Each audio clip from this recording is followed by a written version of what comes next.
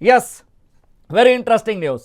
RSS ಅಂತ ಹೇಳಿದ ತಕ್ಷಣ ನಮಗೆ RSS ನವರು ಅಷ್ಟೇ ಅಲ್ಲ, ಪ್ರಿಯಾಂಕ್ ಖರ್ಗೆ ಅವರು ಕೂಡ ಇತ್ತೀಚೆಗೆ ಬಹಳ ನೆನಪಾಗ್ತಾ ಇದ್ದಾರೆ. ಅದನ್ನು ಕೂಡ ನಾವು ಗಮನಿಸಬೇಕು. ಅದಕ್ಕೆ ಸಂಬಂಧಪಟ್ಟಂತಹ ಒಂದು ಇಂಟ್ರೆಸ್ಟಿಂಗ್ ನ್ಯೂಸ್. RSS ಮತ್ತು ಪ್ರಿಯಾಂಕ್ ಖರ್ಗೆ ನಡುವೆ ಮತ್ತೆ ವಾಕ್ ಸಮರ ಶುರುವಾಗಿದೆ.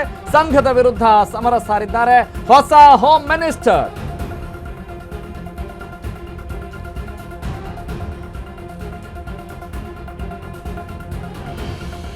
RSS ದಾಖಲೆ ರೆಡಿ ಮಾಡ್ಕೊಳ್ರಿ ಅಂತ ಪ್ರಿಯಾಂಕ್ ಖರ್ಗೆ ಹೇಳಿದ್ದಾರೆ. RSS ವಿರುದ್ಧ ಸೆಡ್ ಹೊಡೆದ್ರ home minister Kharge. RSS ban ಮಾಡಲು ಮುಂದಾಗ್ತಾರ ಪ್ರಿಯಾಂಕ್ ಖರ್ಗೆ?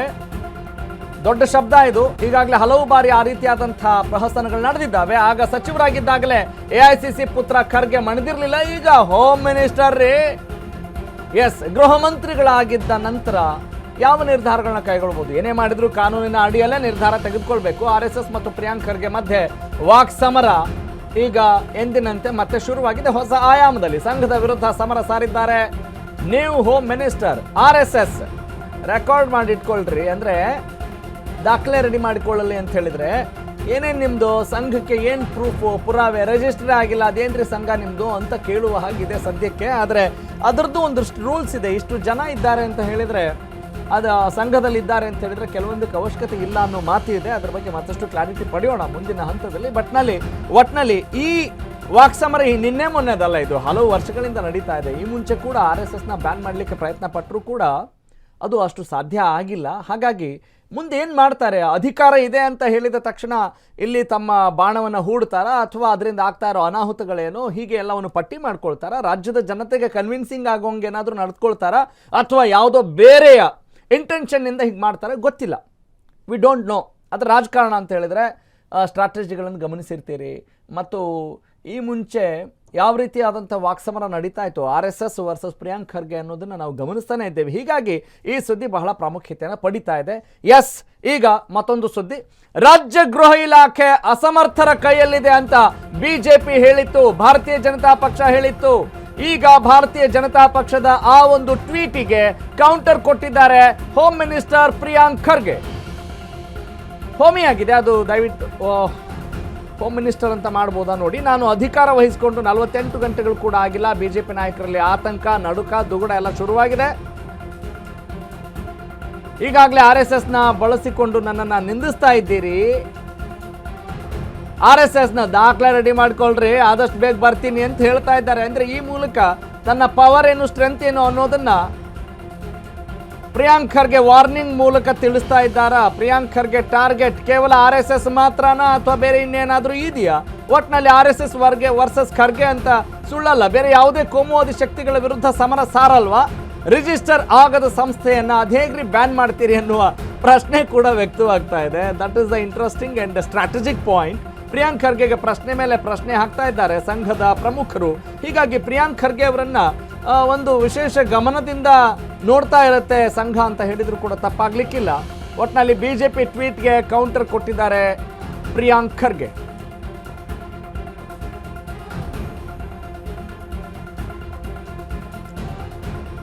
ಓಕೆ, ಸಹಜ.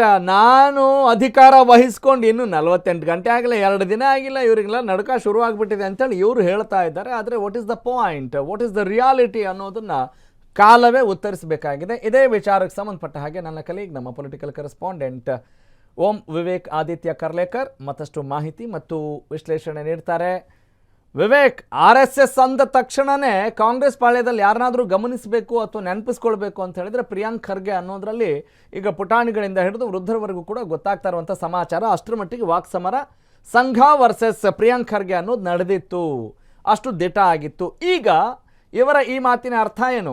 ಈಗ ದಾಖಲೆ ರೆಡಿ ಮಾಡ್ಕೊಳ್ರಿ ಅಂದರೆ ಅರ್ಥ ಏನು? ರಿಜಿಸ್ಟರ್ ಆಗಿಲ್ಲ ಅನ್ನೋ ಅರ್ಥ. ರಿಜಿಸ್ಟರ್ ಆಗಿಲ್ಲದೆ ಇರೋ ಸಂಸ್ಥೆನ ಹೆಂಗೆ ಬ್ಯಾನ್ ಮಾಡ್ತೀರಾ ಅನ್ನೋ ಪ್ರಶ್ನೆ. ಮತ್ತು RSSಗೆ ಈ ಸವಾಲು ಹೊಸ ಸವಾಲಲ್ಲ, ಈ ಮುಂಚೆ ಕೂಡ ಸವಾಲುಗಳು ಎದುರಾಗಿದ್ದು, ಆ ಸವಾಲುಗಳನ್ನ ಮೆಟ್ಟಿ ನಿಂತು ಬಂದಿದೆ. ಆದರೆ ಈಗ ಹೊಸದಾಗಿ ಸೃಷ್ಟಿಯಾಗುವಂಥ ಸವಾಲೇನು ಈ ವಿಚಾರಕ್ಕೆ ಸಂಬಂಧಪಟ್ಟ ಹಾಗೆ RSS ವರ್ಸಸ್ ಖರ್ಗೆ ಅಂತ ನೋಡೋದಾದರೆ?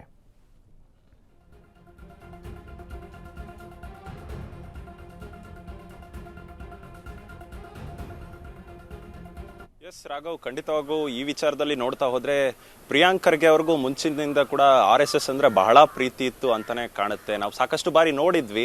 ಈಗ ಗೃಹ ಸಚಿವರಾದ ಬಳಿಕ ಇನ್ನೂ ಪ್ರೀತಿ ಹೆಚ್ಚಾದಂತೆ ಕೂಡ ಕಂಡು ಬರ್ತಾ ಇದೆ. ಯಾಕಂದ್ರೆ RSS ಅವರು ಮೂಲ ದಾಖಲೆಗಳನ್ನ ಕೂಡ ಕೊಡ್ಲಿ, ರೆಡಿ ಮಾಡ್ಕೊಳ್ಳಿ ಅಂತ ಕೂಡ ಟ್ವೀಟ್ ಮಾಡಿರ್ತಕ್ಕಂಥದ್ದು. ಈ ಹಿಂದೆ ಕೂಡ RSS ವಿಚಾರವಾಗಿ ಅಂದ್ರೆ ಅವರು ಸಚಿವರಾಗಿದ್ದಂತ ಸಂದರ್ಭದಲ್ಲಿ RSS ನವರು ಕೂಡ ಸಾಕಷ್ಟು RSS ಅವರು ಯಾಕೆ ಈ ಸಂಘ ಸಂಸ್ಥೆ ಏನಿದೆ ಇದು ಯಾಕೆ ರಿಜಿಸ್ಟರ್ ಆಗಿಲ್ಲ, ಇವರೆಲ್ಲ ಒಳ್ಳೆ ಕೆಲಸಗಳನ್ನೇ ಮಾಡೋದಾದ್ರೆ ಯಾಕೆ ಇದುವರೆಗೂ ರಿಜಿಸ್ಟರ್ ಆಗಿಲ್ಲ, ರಿಜಿಸ್ಟರ್ ಆಗ್ಲಿ ಅನ್ನೋ ಒಂದು ಹೇಳಿಕೆಗಳನ್ನ ಕೂಡ ಸಾಕಷ್ಟು ಬಾರಿ ಪ್ರಿಯಾಂಕ್ ಖರ್ಗೆ ಅವರು ಕೊಟ್ಟಿದ್ರು. ಈಗ ಗೃಹ ಸಚಿವರಾಗಿ ಅವರು ಸುಮಾರು 48 ಗಂಟೆಗಳು ಆಯ್ತು. 48 ಗಂಟೆಗಳು ಆದ ಬಳಿಕವೇ ಬಿಜೆಪಿ ಅವರಿಗೆ ನಡುಕ ಸೃಷ್ಟಿಯಾಗಿದೆ, ಭಯ ಸೃಷ್ಟಿಯಾಗಿದೆ.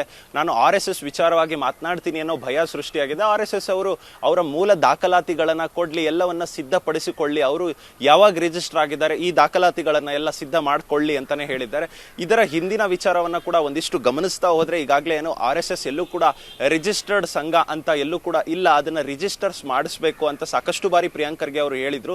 ಈಗ ಗೃಹ ಸಚಿವರಾದ ಬಳಿಕ ಇದರ ವಿರುದ್ಧವಾಗಿ ಏನಾದ್ರೂ ಒಂದು ಕಠಿಣವಾದಂತ ಆದೇಶ ಏನಾದ್ರೂ ಹೊರಡಿಸ್ತಾರಾ, ಅಂದ್ರೆ RSS ರಿಜಿಸ್ಟರ್ ಆಗಬೇಕು. ಎಲ್ಲೆಲ್ಲಾದ್ರೂ ಈ ಹಿಂದೆ ಕೂಡ ನಾವು ನೋಡ್ತಾ ಇದ್ವಿ, ಕೇವಲ ಗ್ರೌಂಡ್ ಗಳಲ್ಲೂ ಕೂಡ ಮಾಡೋದಕ್ಕೆ ಒಂದಿಷ್ಟು ಪರ್ಮಿಷನ್ ಗಳನ್ನ ತೆಗೆದುಕೊಳ್ಬೇಕು, ಈ ರೀತಿಯಾದಂತ ಒಂದಿಷ್ಟು ಕಠಿಣವಾದಂತ ರೂಲ್ಸ್ ಅನ್ನ ಕೂಡ ಜಾರಿಗೆ ತಂದಿದ್ರು. ಈಗ ಪ್ರಿಯಾಂಕ್ ಖರ್ಗೆ ಅವರು ಕೂಡ ಅದೇ ರೀತಿಯಾದಂತ ಯಾವ ರೀತಿಯಾದಂತ ರೂಲ್ಸ್ ಅನ್ನ ತರ್ತಾರೆ ಅಂದ್ರೆ ಈಗಾಗಲೇ ಏನು ಬಿಜೆಪಿ ನಾಯಕರಿಗೂ ಕೂಡ ಅಂದ್ರೆ ಇವ್ರು ಬಿಜೆಪಿ ನಾಯಕರು ಏನು ಖರ್ಗೆ ಅವರ ವಿರುದ್ಧ ಸಾಕಷ್ಟು ಹೇಳಿಕೆಗಳನ್ನ ಕೊಟ್ಟಿದ್ರು. ಪ್ರಿಯಾಂಕ್ ಖರ್ಗೆ ಅವರು ಗೃಹ ಸಚಿವ ಆಗಿ ಯಾವ ರೀತಿಯಾಗಿ ನಿಭಾಯಿಸ್ತಾರೆ ಅನ್ನೋ ಒಂದಿಷ್ಟು ಬಹಿರಂಗವಾಗಿ ನೇರವಾಗಿ ಅವರ ವಿರುದ್ಧ ವಾಗ್ದಾಳಿಗಳನ್ನ ಕೂಡ ಮಾಡ್ತಿದ್ರು. ಅದರ ಕೌಂಟರ್ ಆಗಿ ಈಗಾಗಲೇ ಪ್ರಿಯಾಂಕ್ ಖರ್ಗೆ ಅವರು ಕೂಡ ಟ್ವೀಟ್ ಮಾಡಿರ್ತಕ್ಕಂಥದ್ದು RSS ನವರು ಎಲ್ಲಾ ದಾಖಲೆಗಳನ್ನ ರೆಡಿ ಮಾಡ್ಕೊಳ್ಳಿ ಅಂತ. ನೆಕ್ಸ್ಟ್ ಮುಂದಿನ ದಿನಗಳಲ್ಲಿ ಯಾವಾಗ ಅವರನ್ನ RSS ಅವರಿಗೆ ಯಾವ ರೀತಿಯಾಗಿ ದಾಖಲೆಗಳನ್ನ ಕೇಳ್ತಾರೆ ಅಥವಾ ಬ್ಯಾನ್ ಮಾಡೋ ವಿಚಾರವಾಗಿರ್ಬೋದು, ಯಾವ ರೀತಿಯಾಗಿ ಏನೆಲ್ಲ ದಾಖಲೆಗಳನ್ನ ಕೇಳ್ತಾರೆ ಪ್ರಿಯಾಂಕ್ ಖರ್ಗೆ ಅನ್ನೋದು ಸದ್ಯದ ಮಟ್ಟಿಗೆ ಕುತೂಹಲ ಮೂಡಿಸ್ತಿದ್ದಾರೆ. ರೈಟ್ ವಿವೇಕ್, ಒಟ್ನಲ್ಲಿ ಕುತೂಹಲ ಮತ್ತು ಗೊಂದಲ ಎರಡೂ ಕೂಡ ಇದ್ದಂಗೆ ಕಾಣ್ತಾ ಇದೆ. Thank you so much for your information. ಈಗ CT ರವಿ ಅವರು ಭಾರತೀಯ ಜನತಾ ಪಕ್ಷದ ಪ್ರಮುಖ ನಾಯಕರು ಈ ವಿಚಾರಕ್ಕೆ ಸಂಬಂಧಪಟ್ಟ ಹಾಗೆ ಒಂದಷ್ಟು ಮಾತನಾಡಿದ್ದಾರೆ. Let's have a look.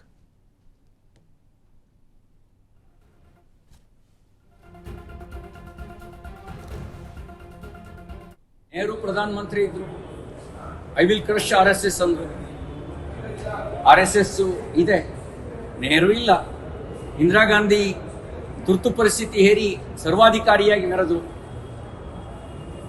ಸಂಘವನ್ನು ಬ್ಯಾನ್ ಮಾಡಿದ್ರು. ಇಂದಿರಾ ಗಾಂಧಿ ಇಲ್ಲ, ಭಾರತ ಇದೆ, RSS ಇದೆ. ಇವರು ಪ್ರಿಯಾಂಕ್ ಖರ್ಗೆ ಅವರೇ, ನೀವು ಈಗ ನಿನ್ನೆ ಮೊನ್ನೆ ಹೋಮ್ ಮಿನಿಸ್ಟರ್ ಆಗಿದ್ದೀರಿ, ನಿಮ್ಮ ಅಪ್ಪ ಮುಂಚೆನೇ ಆಗಿದ್ರು, ನಿಮ್ಮ ಅಪ್ಪನ ಕೈಲೇ ಏನು ಮಾಡೋಕ್ಕಾಗಲ್ಲ.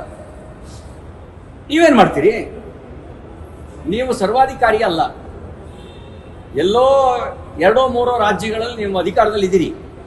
ಅದು ಅಧಿಕಾರದ ಕೊನೆಯ ದಿನಗಳು, ನಿಮ್ಮ ಅಧಿಕಾರದ ಕೊನೆಯ ದಿನಗಳು, ನಿಮ್ಮ ಪಕ್ಷದ ಅಧಿಕಾರದ ಕೊನೆಯ ದಿನಗಳು. ನಿಮ್ಮ ಅಪ್ಪನ ಹಣೆ ಮುಂದಿನ ಸರಿ ನೀವು ಇಲ್ಲಿ ಕಾಂಗ್ರೆಸ್ ರಾಜ್ಯದಲ್ಲಿ ಅಧಿಕಾರಕ್ಕೆ ಬರಲ್ಲ. ನೀವೇನು ಮಾಡ್ತೀರಿ? ನಿಮ್ಮ ನಂತರವೂ RSS ಇರುತ್ತೆ. ಯಾಕೆ ಅಂದರೆ RSS ರಾಷ್ಟ್ರೀಯ ಹಿತಕ್ಕಾಗಿ ಕೆಲಸ ಮಾಡ್ತಾ ಇದೆ, ಸಮಾಜವನ್ನು ಸಂಘಟಿಸೋ ಕೆಲಸ ಮಾಡ್ತಾ ಇದೆ, ವ್ಯಕ್ತಿಗೆ ಸಂಸ್ಕಾರ ಕೊಡೋ ಕೆಲಸ ಮಾಡ್ತಾ ಇದೆ. ಆ ವ್ಯಕ್ತಿಗೆ ಸಂಸ್ಕಾರ ಕೊಡೋ ಕೆಲಸ ಅದು ರಾಜಕೀಯ ಪ್ರೇರಿತವಾಗಿರೋದಲ್ಲ.